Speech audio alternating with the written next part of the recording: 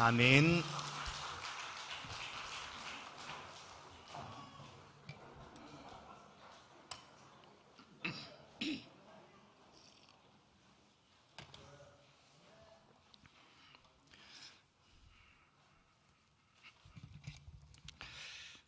우리 함께 인사하십시다.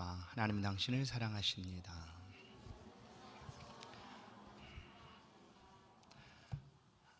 오늘 헌신하고 예배하는 우리 마리아 여전도회 그리고 모든 성도들, 성경에 마리아라는 이름의 그 무게가 상당히 큽니다. 그 마리아라는 이름의 무게가 상당히 큰데 오늘 이렇게 함께 또 귀한 찬양을 올려드렸는데 다시 한번 우리 마리아 여전도회를 격려하는 의미에서 하나님께 영광 돌립니다 하는 마음으로 박수합시다. 감사합니다. 기도가 해답이다. 성경 안에 마리아라는 이름들이 많이 등장을 합니다. 마리아는 그 시대에 굉장히 흔한 이름 중에 하나였습니다. 많은 사람들이 마리아라는 이름들을 가지고 있죠. 우리도 시대마다 그 시대에 꼭 필요한 이름들이 있습니다. 이 자자로 끝나는 영자, 순자 이런 이름들은 아주 오래전의 이름이라고 이렇게 표현을 하죠. 또 어느 해에는 또 특별히 예수를 믿는 사람들 속에 자녀들은 그 이름들을 줄여서 이렇게 했던, 이제 하나님이 이렇게 다 쓸 수 없으니까 하자로 시작하는 이름들도 많이 있고, 예자로 시작하는 이름도 많이 있고, 성자로 시작하는 이름도 많이 있고, 그 이름들의 의미가 분명히 있습니다. 부모가 자녀의 이름을 지어줄 때 그 이름이 이런 이름을 지어주고, 이런 이름처럼 우리 자녀가 살아갔으면 좋겠다는 그런 바람도 담겨져 있죠. 이 마리아라는 이름 역시 성경에 굉장히 흔하게 불려지는 이름이었지만 성경 속에 담겨져 있는 이 마리아라는 이름들을 보면 오늘 헌신하는 우리 마리아 여전도회가 꼭 이런 여전도회가 되었음 하는 그런 바람에서 오늘 이 말씀을 잠깐 드리겠습니다. 가장 먼저 등장하는 마리아, 예수님의 어머니죠. 예수님의 어머니 이름이 마리아였습니다. 이 마리아는 하나님께 은혜를 크게 받은 사람이었습니다. 물론 그 마리아의 성품인과 그의 삶이 어떠했는가를 성경을 통해서 우리가 다 알 수는 없지만 하나님을 잘 경외하는 그런 여자 중에 한 사람이었다라는 건 알 수 있습니다. 그런 마리아에게 성령께서 찾아오셔서 내 안에 성령으로 잉태가 될 것이다 하는 말씀을 들을 때 이 마리아는 이제 여러 가지 혼란스럽고 또 마음의 갈등도 있었겠지만 그러나 최종적으로 이 마리아는 이렇게 대답을 합니다. 주의 여종이오니 말씀대로 내게 이루어지이다 하며 순종했다라는 거예요. 말씀대로 내게 이루어지이다. 하나님 말씀하시니 그대로 이루어졌으면 좋겠습니다 라는 것은 사실 자신의 생명을 내놓고 순교하는 사람처럼 고백하고 있는 말이 바로 이 말입니다. 주의 여종이오니 말씀대로 내게 이루어지이다. 처녀였던 그의 몸이 불러온다는 것은 율법대로 그 시대에 돌에 맞아 죽어도 합당하다 여겨지는 시대였는데 마리아가 그것을 모르는 것이 아니었지만 알면서도 하나님의 말씀하심을 내가 순종합니다고 엎드렸던 여인, 바로 순종하는 여인 마리아였습니다. 또 막달라 마리아라는 사람이 있습니다. 막달라 마리아는 막달라 지역에 살고 있는 막달라 지역 출신, 갈릴리 근처에 있던 지역입니다. 그 지역에 살고 있던 마리아, 왜냐하면 마리아가 많이 있으니까 성경을 이렇게 구별해서 부르고 있습니다. 막달라 마리아, 이 여인은 누가복음 8장 2절을 보면 악귀를 쫓아내심과 병고침을 받은 어떤 여자들, 곧 7 귀신이 나간 자 막달라인이라 하는 마리아와, 그러니까 이 막달라 마리아는 어떤 여인이었는가 하면 그에게 귀신이 들려서 예수님으로부터 고침을 받았던 마리아였다라는 거예요. 그 이 고침받은 은혜가 얼마나 큰지 이 마리아는 우리가 알고 있는 대로 시몬의 집에서 그의 가진 향유 옥합을 깨뜨렸던 여인입니다. 그 옥합을 깨뜨리고 그의 머리털로 예수님의 발을 씻겨 주었던 여인, 온전히 예수님을 섬겼던 여인, 바로 이 막달라 마리아. 또 알고 있는 대로 마르다, 혹시 우리 마르다 여전대회가 있나요? 왜 마르다 여전대회는 쓰려고 하지 않을까? 왜 그럴까? 죽도록 고생만 하니까. 그렇게 성경 안에서 그렇게 살펴보니까 혹시 그러지 않을까? 이 나사로와 마르다와 마리아, 그 삼남매 집에 이 마리아, 이 둘째겠죠, 마리아. 이 마리아는 이렇게 비춰질 수도 있어요. 아휴, 하여튼 그냥 뺀질거리긴 엄청 뺀질거리지 아주. 그리고 그냥 자기가 좋은 거는 다 하려고 하지 하고 그렇게 비춰질 수가 있어요. 왜냐하면 언니 마르다는 예수님이 집에 오신다는 얘기를 듣고 준비를 합니다. 누군가를 해야 되는 일 아니겠어요? 예수님을 대접하기 위해서 영성껏 준비를 하는데, 마리아는 딱 이런 표현이에요. 예수님 앞에 앉아서 턱 딱 개고 말씀하세요 예수님. 아유 좋아요, 너무 좋아요, 뭐 이런 거예요. 여러분, 사실 어떻게 보면 우리의 믿음과 신앙의 삶이 마리아 같아야 돼요. 하나님 말씀 앞에서 그렇게 기뻐하고 예수님 말씀을 또 들려주세요, 또 듣고 싶어요 하는 그런 삶인 거죠. 이 마리아, 예수님의 말씀을 아주 좋아했던 마리아. 이 사람도 마리아입니다. 또 다른 마리아가 등장합니다. 누구냐면 예수님께 십자가의 골고다 언덕을 십자가를 지고 오르실 때 끝까지 함께 따랐던 여인이 있습니다. 야고보와 요셉의 어머니 마리아도 있습니다. 야고보와 요셉의 어머니도 마리아였고, 또한 오늘 마가복음을 기록한 이 마가 요한의 어머니도 이름이 마리아였다라는 것을 알 수가 있습니다. 이 성경 속에 마리아의 이름이 가지는 무게가 굉장히 크잖아요. 얼마나 순종을 잘했는지, 얼마나 잘 섬겼는지, 말씀 앞에 얼마나 간절하고 또 끝까지 그 믿음과 신앙을 희생하며 지켜갔던 여인들의 이름이 바로 이 마리아다라는 거예요. 우리 임마누엘 교회 마리아 여전도회가 오늘 헌신화 예배를 드립니다. 이 여전도의 모습이 오늘 성경에 있는 이와 같은 모습들을 닮아가고자 아마도 마리아 여전도회다라고 이렇게 이름을 짓지 않았을까 여겨집니다. 오늘 말씀을 함께 나눌 때, 예배할 때에 이 마리아들처럼 우리 임마누엘 교회 마리아 여전도회도 끝까지 순종하고 섬겨가고 말씀을 사랑하는 그런 복된 여전도회 되기를 주의 이름으로 간절히 축원합니다. 오늘 본문 말씀은 어제 지난 시간에 이어서 예수님께서 변화산에서 내려오십니다. 예수님의 변화산에 산 꼭대기로 올라갈 때 데리고 간 제자는 3명이었습니다. 그러면 12명의 제자 중에 3명이 빠졌으니 11명이 산 아래에 머물러 있었습니다. 그런데 지금 이 9명의 제자들은 그들이 만난 맞닥뜨린 문제들 때문에 그냥 예를 쓰고 땀을 흘리고 있습니다. 오늘 이 모습은 우리 인생을 살아가는 동안 문제들이 없다라고 말하는 사람은 아무도 없습니다. 온갖 문제들이 다 있습니다. 그 문제가 해결되지 않으면 앞으로 나아가는데 굉장히 힘들고 어려워지기 때문에 문제를 만나면 사람은 그 문제를 해결하려고 애를 씁니다. 문제가 다가오면 문제를 해결하려고.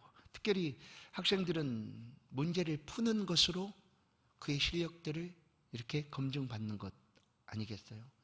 우리 인생도 보면 그런 문제들이 계속, 학생들에게 시험이 없다고 여기면 굉장히 좋을 것 같지 않습니까? 근데 어떻게 알아볼 수가 있을까? 그 실력을 어느 정도 성장했는지, 어느 정도 알아가고 있는지, 그 학력을 어떻게 평가할 수 있을까? 그래서 문제들이 주어지는 거예요. 그 문제를 해결하는 능력들을 보고, 이 사람은 우리 학교에 입학해도 충분히 수학할 수 있는 능력이 된다. 그래서 수학 능력, 수능을 치르는 거죠. 우리 인생에서도 많은 문제들이 있다는 거예요. 그런데 그 문제를 우리가 어떻게 해결하는가? 믿는 사람들의 해결 방법이 이제 오늘 본문의 말씀입니다. 예수님이 산에서 내려오시자 9명의 제자들이 문제들 때문에 그 문제들을 해결하고자 얼마나 애를 썼는가를 알 수가 있습니다. 17절을 보시면 한 아버지가 예수님께 찾아왔는데 예수님이 이미 산으로 올라가셨고 예수님은 안 계셔서 예수님과 함께 했던 제자들에게 그 아들을 데리고 옵니다. 그 아들은 어떤 아들이었는가 하면 그냥 귀신에 사로잡혀서 물에도 불에도 자주 넘어지는 그런 아들이었다라는 거예요. 그래서 9명의 제자들에게 이 아들을 데리고 와서 해결해 달라고 요청을 합니다. 아버지가. 그런데 예수님의 제자들 9명도 어땠을까요?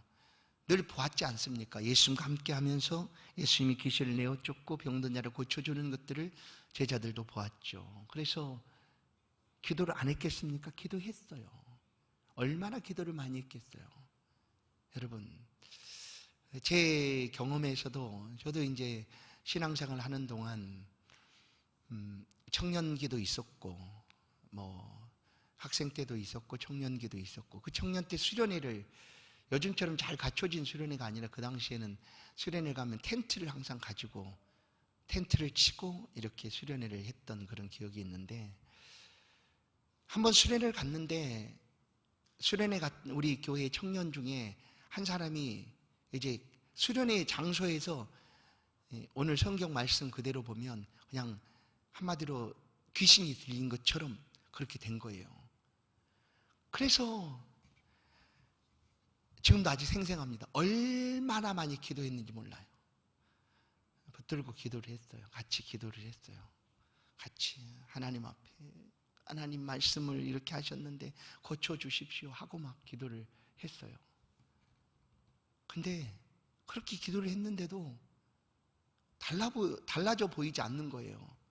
그렇게 밤을 자지 않고 막 모여가지고 함께 우리 청년들이 모여서 같이 기도를 하고 했는데도 변화가 없어요.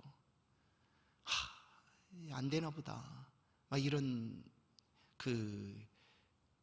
응답이 없는, 변화되지 않는 그런 모습을 보고 스스로 나는 기도해도 안 되나 봐. 뭐 이렇게 생각할 때가 있었다는 거예요. 그러나 아침에 되고 나서 달라져 있었던 것을 우리가 기억을 합니다. 걔가 기억을 해요. 이 제자들 역시 그 아버지가 데려온 아들을 붙잡고 얼마나 기도를 했을까? 예수님께서 행하셨던 것처럼 기도를 했을 것입니다. 그런데 어때요? 변화되지 않았어요. 여전히 그 시간까지도 이 아이는 제자들 앞에서 거꾸로 뜨리고 넘어지고 거품을 물고 이를 갈고 그런 몸이 뒤틀리고 이런 상황이 계속되는 거예요. 그래서 문제가 점점 커져버린 거예요. 그러자 사람들이 구경꾼처럼 그 주변으로 몰리게 됩니다. 더 많은 사람이 몰려들고 있습니다. 제자들이 9명의 제자들이 어찌할 바를 모릅니다. 18절을 보시면 귀신이 어디 있어든지 그를 잡으면 거꾸로져 거품을 흘리며 이를 갈며 그리고 파리에 지는지라 내가 선생님의 제자들에게 내쫓아 달라 하였으나 그들이 능히 하지 못하더이다. 그런 문제를 해결하지 못한 채 9명의 제자들이 지금 땀을 뻘뻘 흘리고 있을 그때 예수님께서 내려오셨어요. 내려오셔서 이야기를 다 들었죠. 제자들의 이야기도 듣고 그 아버지의 이야기들도 들었어요. 그리고 예수님께서 그 아버지에게 말합니다. 아들을 데려오너라 라고 얘기하죠. 예수님 앞으로 그 아들이 왔어요. 19절을 보시면 대답하여 이르시되 믿음이 없는 세대여 내가 얼마나 너희와 함께 있으며 얼마나 너희에게 참으리요 그를 내게로 데려오라 하시매. 데려왔어요. 데려왔더니 예수님 앞에서 또 그 아들이 그렇게 고통스럽게 그냥 넘어져 쓰러지고 거품을 물고 그렇게 귀신에 사로잡힌 것처럼 그렇게 하고 있는 거예요. 그러게 예수님께서 25절을 보시면 예수께서 무리가 달려와 모이는 것을 보시고 그 더러운 귀신을 꾸짖어 이르시되 말 못하고 못 듣는 귀신아 내가 내게 명하노니 그 아이에게서 나오고 다시 들어가지 말라 하심에 어떻게 되었어요? 그대로 되었더라라는 거예요. 자, 이제 19절에 예수님께서 그 아이를 만납니다. 아들을 만났어요. 그리고 곧바로 25절 말씀이 곧바로 이어져서 즉시 그 아이를 이렇게 고쳐내셔도 돼요. 그런데 19절과 25절 사이에 20절부터 24절이 담겨져 있습니다. 그 왜 들어있을까? 예수님께서 그냥 19절 이 아이를 보시고 아버지 이야기를 듣고 제자들 이야기를 듣고 그 즉시 25절로 가서 25절 그대로 예수께서 귀신아 나오너라 하고 고쳐주시면 되는 일이었거든요. 그런데 그 사이에 20절부터 24절이 들어져 있다라는 거예요. 이 말씀이 오늘 이제 우리가 주목해서 보아야 될 말씀이 아닐까 싶습니다. 예수님께서 아버지에게 묻습니다. 아들이 언제부터 그랬느냐? 21절이죠. 그러자 아버지가 어릴 때부터 그랬습니다 라고 22절에 그 아버지가 대답하는, 계속 이어서 하는 말이 22절을 보시면 무엇이든 할 수 있거든 우리를 불쌍히 여기사 도와주소서 예수님께 청합니다. 무엇을 하실 수 있거든이에요. 무엇을 하실 수 있거든. 왜 아버지는 이런 표현을 쓰고 있을까? 지금 예수님이 없는 상태에서 아들을 데려왔습니다. 그런데 예수님의 제자들 9명이 그야말로 땀을 뻘뻘 흘리며 기도하며 외쳤지만, 구했지만 이 아들은 여전히 그대로였던 거예요. 이것을 아버지가 지금 보고 있지 않습니까? 그러다가 예수님이 오셨는데도 이 아버지의 마음에는 예수님께 고쳐달라고 요청하고 있지만, 이게 사실 기도 아니겠습니까? 예수님 고쳐주세요라고 요청하고 있지만, 기도하고 있지만 그 요청하는 것이 지금 이렇다라는 거예요. 이걸 우리 가운데 보여주는 거예요. 보세요. 예수님은 능력이 계신 분이죠. 있는 분이세요. 그냥 말씀하시면 이루어지시는 분이세요. 귀신이 있으면 그 귀신을 내어 쫓으시는 분이세요. 그래서 만나고 즉시 25절로 가서 귀신아 나오너라라고 그냥 외치시고 귀신을 내어 쫓을 수 있으셨던 분이신데, 그 사이에 이 말씀들이 들어져 있습니다. 이것은 우리가 어떤 문제를 만나게 되었을 때 그 문제를 해결하기 위하여 어떠한 마음으로, 어떠한 믿음으로 하나님 앞에 나아가야 하는가라는 것을 보여주고 있는 말씀입니다. 아버지가 얼마나 간절했겠어요? 간절했죠. 그러나 그 간절한 것과 믿음이 일치하는가? 그게 아니었다라는 거예요. 우리도 마찬가지예요. 우리에게는 이 문제 때문에 너무나 간절하지만 과연 그것이 믿음으로 드러나고 있는가는 다른 이야기거든요. 문제가 다가오면 얼마나 내게는 간절합니까?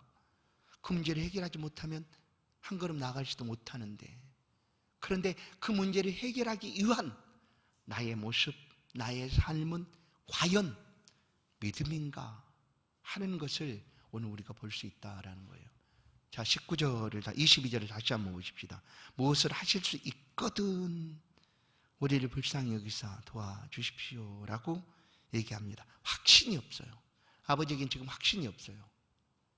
할 수 있으면 좋고 안 해도 어쩔 수 없죠, 이런 거예요.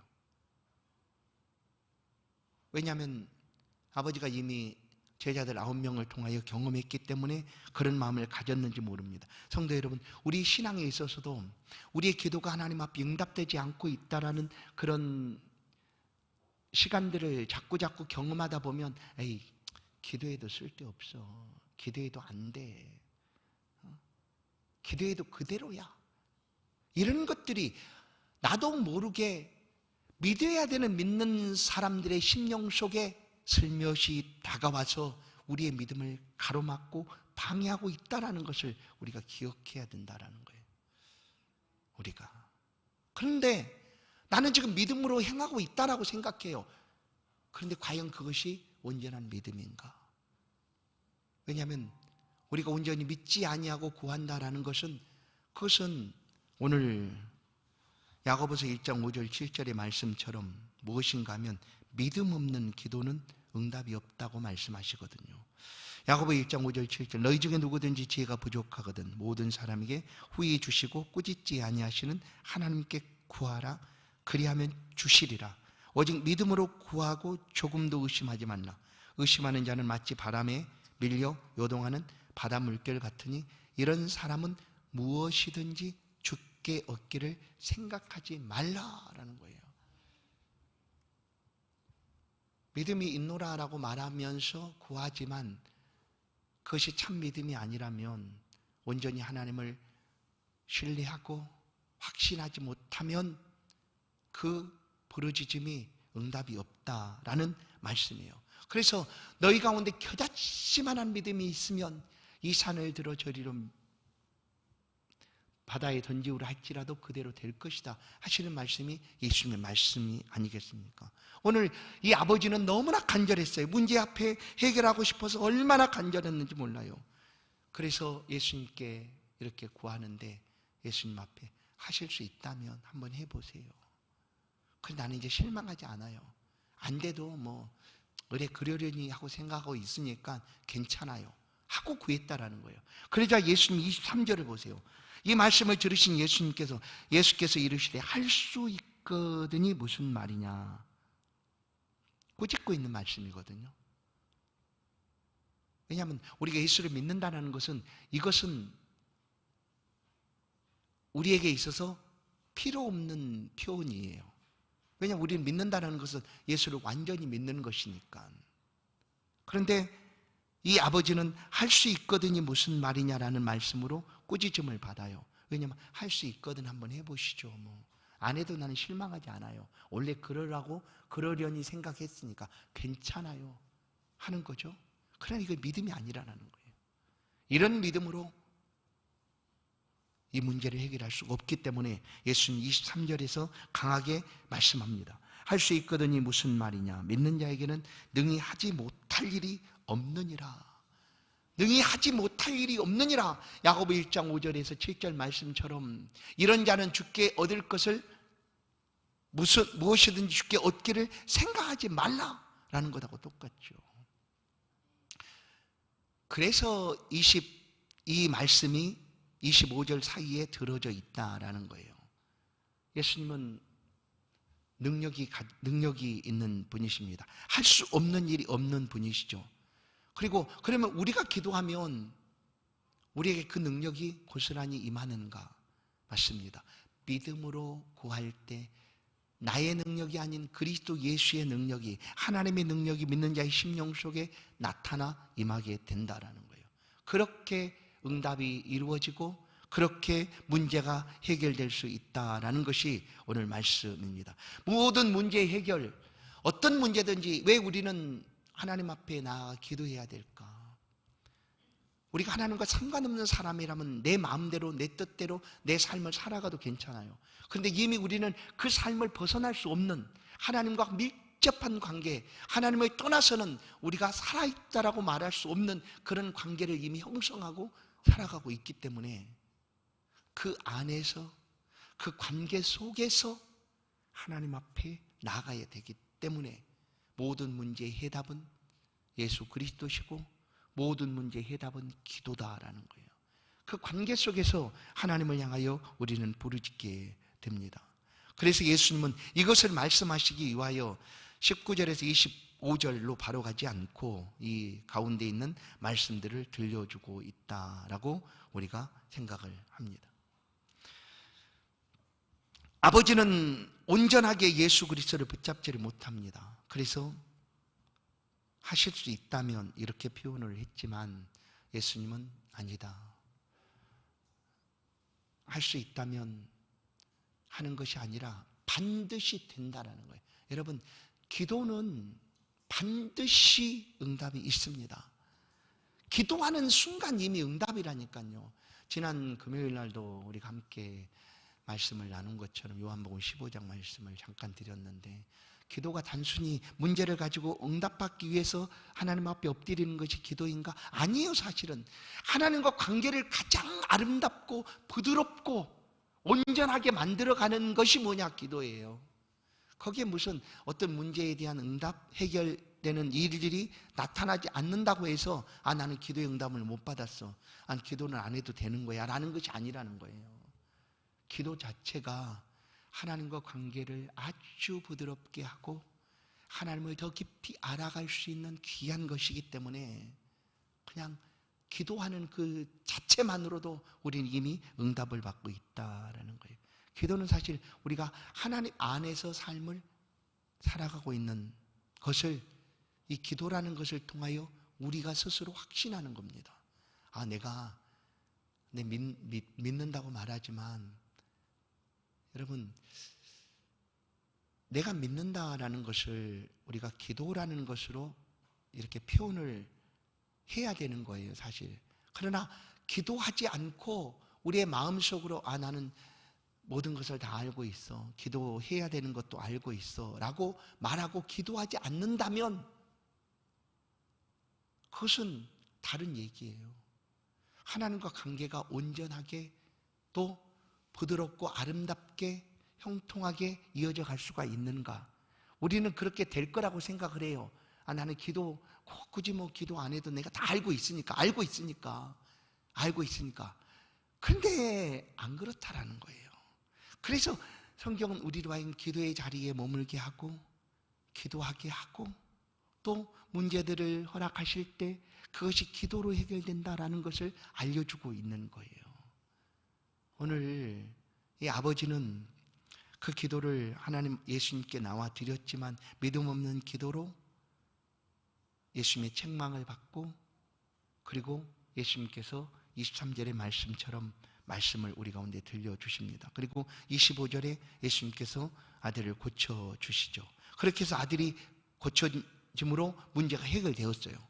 그래야 이제 28절을 보십니다. 제자들이 예수님께 조용히 물어요.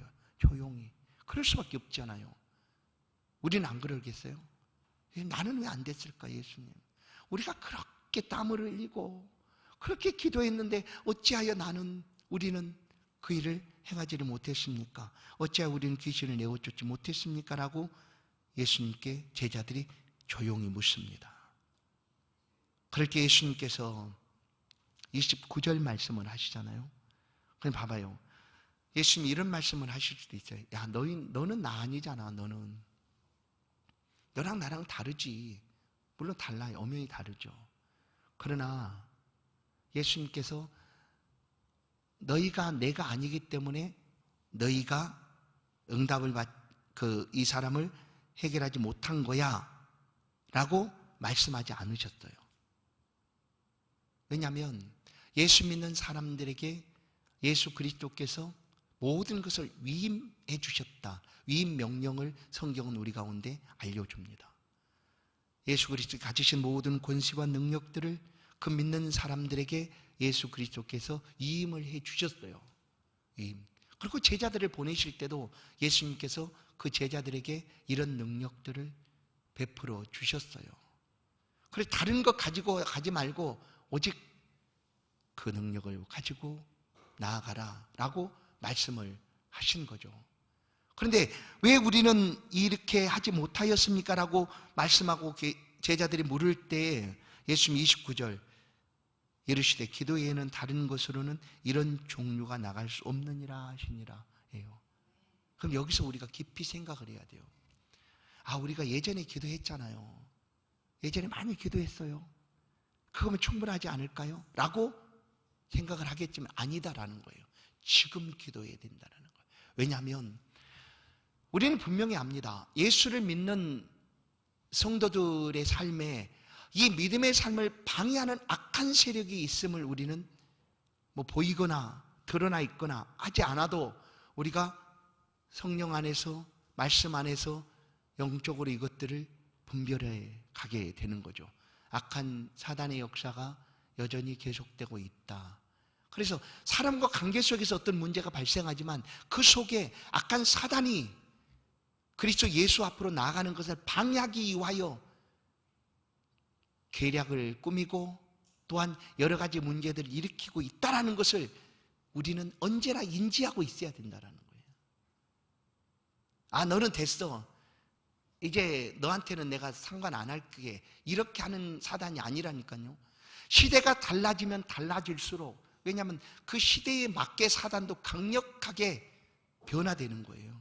어떻게? 그 시대에 어떻게 하면 이 사람들을 미혹할 수가 있을까 하면서 달라지고 있는 것이 바로 사단의 모습이기도 하다라는 거예요. 그래서 예수님께서 제자들을 향하여 기도 외에는 다른 것으로 이런 종류예요. 사단의 종류, 귀신의 종류, 악한 세력들의 모습들이 있다라는 것을 말씀하시고 기도 외에는 이런 종류가 나갈 수가 없다라고 말씀을 합니다. 우리가 기도하고 잠자고 있으면, 안 하고 잠자고 있으면 사단도 그렇게 할까요? 아니라는 것을 알아야 돼요. 우리가 기도를 쉬고 괜찮아, 이제 모든 것이 다 안정되고 평안하고 모든 것이 다 됐어 하면 사단도 이제 저 인간은 도저히 안 될 인간이야 이렇게 하고 그냥 잠잠히 가만히 있을까요? 나도 좀 쉬자 이제.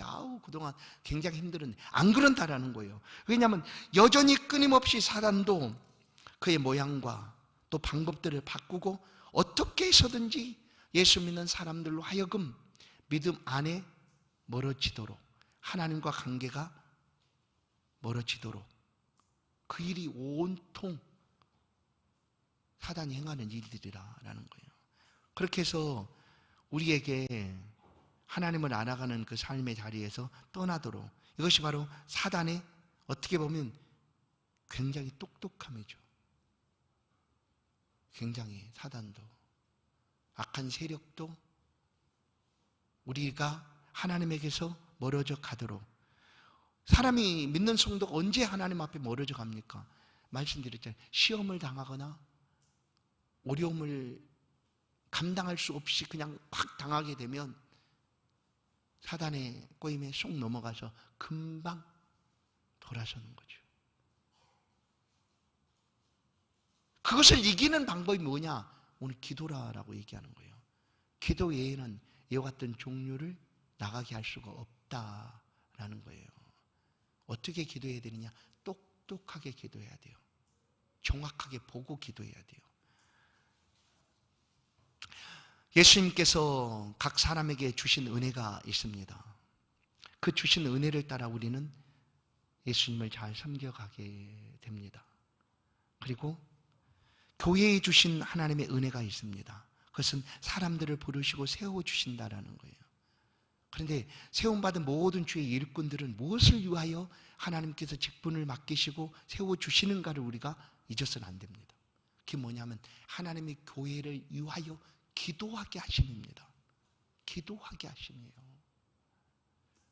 내 집은 만민이 기도하는 집이다라고 예수님께서 친히 말씀을 합니다. 우리 교회가 4년 전에 아름답게 이곳에 교회를 건축을 했습니다. 아름다운 건축물이 중요한 게 아니라 기도하는 집으로 이 교회가 쓰임받아야 되는 거예요.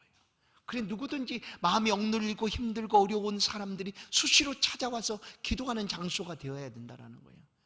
이곳저곳에서 하나님 앞에 기도하는 소리가 이 성전 안에, 교회 안에 울려 퍼져야 된다라는 거예요. 그래서 교회 일꾼들을, 직분자들을 세우는 것 아니겠어요? 특별히 우리 마리아 의전도회 안에 모든 회원들이 대부분 직분을 받은 권사님들이신데 직분 받을 때 우리가 다 선언하고 선사하지 않았어요. 이 교회를 위하여 눈물로, 성도들을 위하여 눈물로, 목회를 위하여 눈물로 함께 기도하겠다 하는 그런 선서를 다 했어요. 함께 그 취임 기도를 다 했던 거예요. 그래 기도해야 돼요. 기도. 요즘같이 좋은 생활 기도 안 해도 되겠지? 안 돼요. 그러면 문제를 해결할 수가 없어요. 나는 기도 안 해도 충분히 해결할 수 있다라고 여기십니까? 그거 엄청난 교만이에요. 혹시 그런 마음이 조금이라도 들거든, 아니면 내가 기도해봐도 들어주지도 않더라, 하나님은 내 기도는 항상 응답이 없어 라고 여기는 마음이 조금이라도 들거든, 그것을 몰아내십시오. 그리고 기도의 자리에 나오십시오. 왜냐하면 하나님과 관계를 통하여 살아가는 우리에게 다른 것이 해답이 아니라 기도가 해답이기 때문이에요. 어떤 문제들이 다가와도 그 문제의 해답은 기도예요. 왜냐하면 그 문제는 고스란히 있다 할지라도 하나님을 향한 내 믿음, 내 신앙, 그리고 하나님의 자녀된 우리의 신앙의 삶은 달라지지 않으니까. 기도하면 내가 달라질 수가 없어요. 기도하면. 그 자리에 고스란히 서 있어도 문제가 태산처럼 다가온다 할지라도 그 문제들 때문에 내가 넘어지지 않는다라는 거예요. 기도하면. 왜냐하면 기도하면 하나님을 더 깊이 알게 되고 그 고난 주신 하나님의 은혜를 어떻게 우리가 알아갈 수가 있을까요? 기도할 때 하나님께서 깊은 은혜를 베풀어 주시고 내가 너에게 준 고난의 의미가 있다 하는 것을 다른 사람이 말하는 것이 아니라 기도하며 우리가 스스로 깨닫고 알아가야 되는 거죠. 그러면서 하나님 안에서 이 삶을 살아가게 된다라는 거예요. 사랑하는 성도 여러분, 헌신하여 예배하는 우리 모든 여전도 회원 여러분, 기도가 해답입니다. 다시 한번 이 기도를 마음에 품으십시오. 그리고 직분 주신 그대로 교회를 위해서, 성도들을 위해서, 목회를 위해서 함께 기도해 주십시오. 기도하지 않고 마음으로 생각만 하고 상상하는 것으로 끝내버린다면 그것은 기도가 아닙니다. 기도인 것 같아도 기도가 아니에요. 부르짖어 기도하라. 하나님 앞에 부르짖어 구하여야 합니다. 악한 사단의 방법들은 계속해서 업그레이드라고 얘기하잖아요. 온갖 것을 다 이용합니다. 이 시대의 정신도 이 시대에서 사용하고 있는 모든 방법들을 다 사용합니다. 윤리도 사용하고 도덕도 사용하고 이 상식이라는 것도 사용해서 우리에게 다가오는 거예요. 그래서 기도해야 되는 거예요. 이 세대를 본받지 말고 마음을 새롭게 하여. 그건 어떻게 방법이 없어요. 다른 방법이 아니라 기도가 해답이다라는 거예요. 기도하면 문제가 해결됩니다. 왜냐하면 그 해답이니까. 문제 해답은 그 정답 아니에요. 문제를 푸는 해답지가 있으면 그것을 잘 풀 수 있잖아요. 오늘 말씀드린 대로 기도가 우리 모든 문제의 해답인 줄로 믿습니다. 기도하십시다. 기도하면 우리 영혼이 살아납니다. 교회가 부흥합니다. 그리고 아름답게 세워주신 이 교회가 기도하는 집으로 하나님 앞에 쓰임받게 될 줄로 믿습니다. 오늘 헌신을 다짐하는 우리 모두가, 특별히 우리 마리아 여전대 모든 회원들이 지금보다 조금씩 더 기도의 시간들을 늘려 가주시기를 주의 이름으로 부탁을 드립니다. 그래서 여러분이 기도하는 그 자리가 하나님의 은혜가 임하는, 또 응답이 나타나는 그런 복된 자리가 되셔서 주신 사명 따라 이 교회를 잘 섬기고 헌신하고 또한 말씀 앞에 서는 그런 귀한 믿음의 사람 되기를 주의 이름으로 간절히 축원합니다. 하나님 감사합니다. 우리가 수많은 어려움들을 대면합니다. 우리가 감당할 길이 없어 때로 아파하고 힘들어합니다. 그래도 또다시 하나님 말씀 앞에 서고 주신 말씀을 붙잡고 하나님을 깊이 알아가고자 기도의 자리에 나아갑니다. 주여, 우리의 모든 문제들이 기도가 해답인 것을 기억하고 하나님과 교제와 관계를 통하여 우리의 삶이 회복되어지도록 교회가 부흥되어지고 또한 우리가 거하는 모든 삶의 장소가 아름답게 세워져가는 그런 은혜를 우리에게 허락하여 주옵소서. 함께 기도하는 주의 백성들의 삶을 붙들어 주시고 기도하는 모든 삶의 터전들이 거룩하고 복되고 아름답게 세워져 갈 수 있도록 헌신하여 예배하는 모든 주의 백성들을 붙들어 주시고 함께하여 주옵소서. 예수 그리스도의 이름으로 기도하옵나이다. 아멘. 은혜로운 말씀